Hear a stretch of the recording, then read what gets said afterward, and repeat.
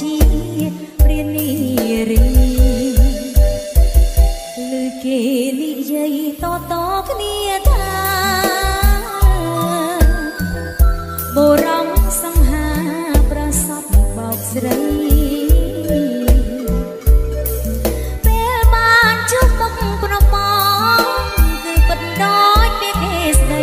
នេត្រារំបីសាមដីផ្អែមឡើយសែនស្ដាយម្លេះទេបើបងជាសុភាបុរសបងល្អយ៉ាងនេះគឺពីសេណាំប្របងបងចេះគប់គុណនៅបើគុណយូរឆោមឆាយបេះដូងរីមីនិស័យសាវាចិត្តស្រឡាញ់ខ្លាំងមកបាំងអងហើយទួដឹងក៏ដោយចិត្តនឹងប្រាថ្នា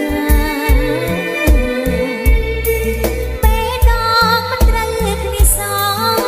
នឹកឡើយខ្ញុំមានស្រវាសេចក្តីស្នេហាលិចញ័យទាំងអស់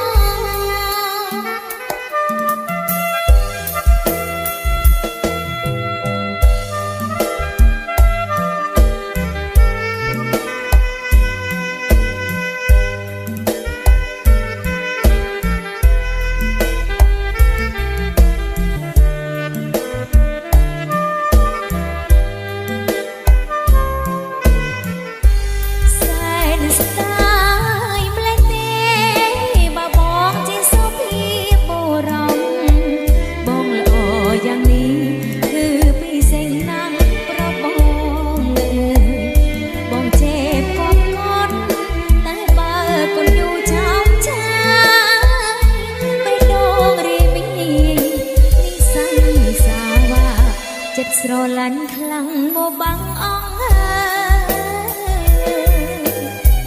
ទួដឹងក៏ដោយចិត្តនឹងប្រាថ្នាពេលដងមិនត្រូវគ្នាសង